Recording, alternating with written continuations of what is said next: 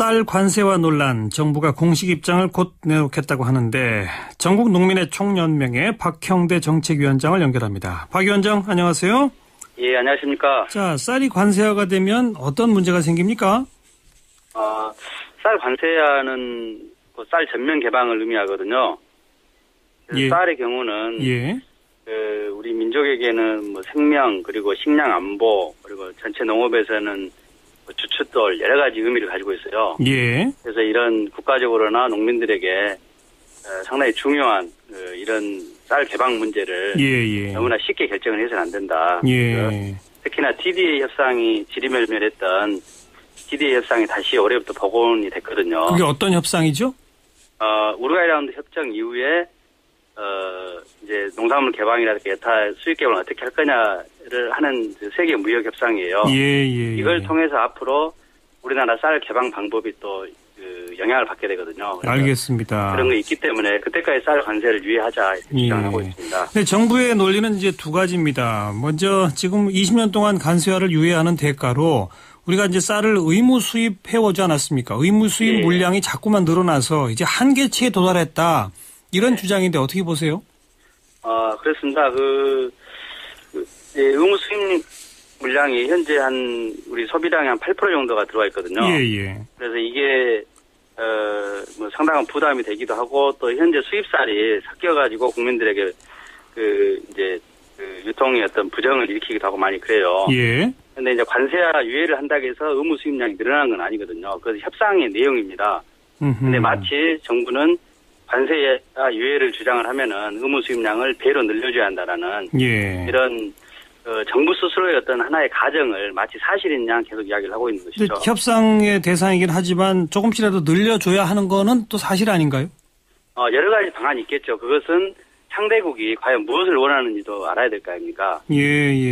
이번 필리핀 쌀 협상의 과정을 보면은 오히려 관세화보다는 특별 쿼터를 확보하는 걸 더 의미 있게 보고 있더라고요. 특별 쿼터요? 네, 국가별로 이제 수입량을 정해주는 것이 있습니다. 예. 그걸 국별 쿼터라는데 그래서 관세와 유예의 대가로 물론 일정 정도를 뭔가를 줘야 되겠죠. 네, 그렇지만 그게 꼭 의무 수입량의 2배 증대이다 이렇게 단정적으로 가는 것은 안 된다. 여러 알겠습니다. 가지 것은 협상 카드가 있다 봅니다. 또 하나 정부의 논리는 관세화를 받아들이는 대신에 고율의 관세를 매겨서 우리나라 생산 쌀 가격보다 더 높게 하면 우리가 경쟁력이 있는 거 아니냐 이런 주장 어떻게 보세요? 그 부분은 초반에는 그게 가능합니다. 고별 관세를 매기고 그리고 1, 2년 정도는 이것을 보장받을 수 있어요. 이거는 충분히. 왜냐하면은 WTO 협정에 근거하기 때문에. 그렇지만 이것은 앞서 말씀드렸던 TDA 협상 그리고 FTA, TPP에서 직접적 관세 철폐 압력을 받을 수밖에 없거든요. 그러면은 정부에서도 FTA와 TPP에서도 제외하겠다 이런 입장을 이야기는 했지만 아직까지는 공식적이고 구속력 있는 약속을 아직까지 전혀 내놓지 않고 있어요. 그러면은 농민들 입장에서는 말만 이렇게 하는 것이 아니라 분명한 약속이 있어야만 되는 거지. 자칫 이제 지금 현재 관료들이 그런 말을 했지만 몇 년 지나서 그 관료들이 했던 말이고 그리고 하나의 의지 표현에 불과했다. 알겠습니다. 네, 누구도 책임지지 않으면은 그때랑 그렇게 되면 어떻게 되겠습니까? 그러니까 지금 고율 관세 매기겠다. 이것도 이제 관세 내려라라는 압력이 올 것이라고 말씀하신 거고. 당연합니다. 한중 FTA 협상에서도 쌀은 빼겠다고 했는데 넣어달라는 압력이 올 거란 얘기고. 또 환태평양 경제공동체 TPP 협상에서도 쌀은 빼겠다고 했는데 여기도 역시 압력이 올 것이다라고 하는 말씀 아니겠습니까? 그렇습니다. 지금 일본은 잠깐만요. 똑같은 논리로 보면 관세와 유예를 대가로 의무 수입 물량 늘려라 하는 압력도 계속 들어올 거 아니겠습니까? 똑같은 협상 아닌가요? 그렇습니다. 그래서 아까 말씀드린 대로 쌀 관세와 유예의 대가로 의무 수입량이 2배로 늘린다는 것은 하나의 이제 단정적으로 정리할 수는 없다는 것이 여러 가지 카드가 있다는 거예요. 그러니까 마찬가지로 지금 제가 여쭤보는 건 마찬가지로 고율 관세 내리라라고 하는 압력이 오겠지만 그것도 얼마든지 또 다양한 카드로 버틸 수 있는 거 아니냐라는 논리도 가능하지 않습니까? 그 부분은 정부가 말한 대로 고율 관세를 지킬 수 있는 방법은 TPP하고 FTA에서 제외하는 방법밖에 없어요, 이건요.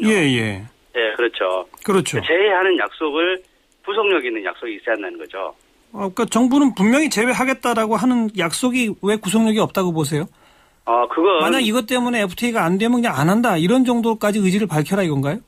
그렇죠. 그리고 이 부분은 예전에 대통령, 김영삼 대통령 같은 경우도 쌀만큼은 배반하지 않겠다라는 약속을 한번 한 적이 있잖아요. 예. 그래서 대통령도 약속을 못 지켰어요. 예. 그런데 이것을 일부 관료들이 말 한마디로 이것을 누가 책임을 지겠습니까? 알겠습니다. 그리고 전농 측에서는 정부를 의도적으로 숨기고 있다 이렇게 밝혔는데 이게 무슨 얘기입니까? 그 부분은 좀 잘못 전달이 된 것 같고요. 숨기고 있다 이런 부분이 아니라 예. 그동안에 정부가 설명이나 공척을 하는 데 있어서 예. 이제 뭔가 진전된 내용이 계속 있어야 될 거 아닙니까? 예. 그런데 이번 6월 20일 공처회만 하더라도 1년 전 했던 주장. 그리고 똑같다 이거죠? 네, 2달 전에 했던 주장. 그리고 알겠습니다. 쌀 개방 대책 이런 것들이 항상 되풀이되고 있다는 거죠. 예. 그러니까 만에 하나라도 관세와 이후에 고일 관세 매긴다 또 한중 FTA나 TPP 협상에서 뺀다 이런 약속을 더 아주 확실하게 할 수 있는 뭘 내놓으려면 더 내놔라 이 말씀이군요. 그렇죠. 그게 발전이 돼야 되는 거죠. 좋습니다. 그런 게 전혀 없는 거죠. 근데 또 정부에서는 네. 전농 말고 한농연이나 뭐 다른 농민단체들에서는 관세화에 찬성한다. 왜 굳이 전농만 반대하느냐. 농민 전체 의견이 아니다. 이렇게 반박하는데 이건 뭡니까? 농민단체가 한 50개 이상 돼요. 예. 그래서 농민단체별로 여러 가지 의견이 있을 수밖에 없는 거고요. 예. 그리고 이제 전농은 이제 그간 농민운동의 어떤 대표 농민단체 역할을 쭉 해왔어요. 예. 그리고 저희가 이 부분을 관세와 유예 주장을 하고 있는데 이런 것을 정리하기까지 나름대로 교수님이나 또는 전문가 그룹을 만들어서 포럼도 하고 예. 그리고 국제적 환경이라든가 통상 실태 이런 것도 나름대로 충분히 검토하면서 가장 현실적이고 가능한 이런 것들을 안을 좀 마련한 거예요. 알겠습니다. 농민단체 간의 의견차가 좀 있다는 건 인정하시는 거군요. 하지만 전농은 가장 전문성을 갖고 분석해 보니까 안 된다라는 입장이다. 이 말씀까지 듣죠. 그렇습니다. 네, 고맙습니다.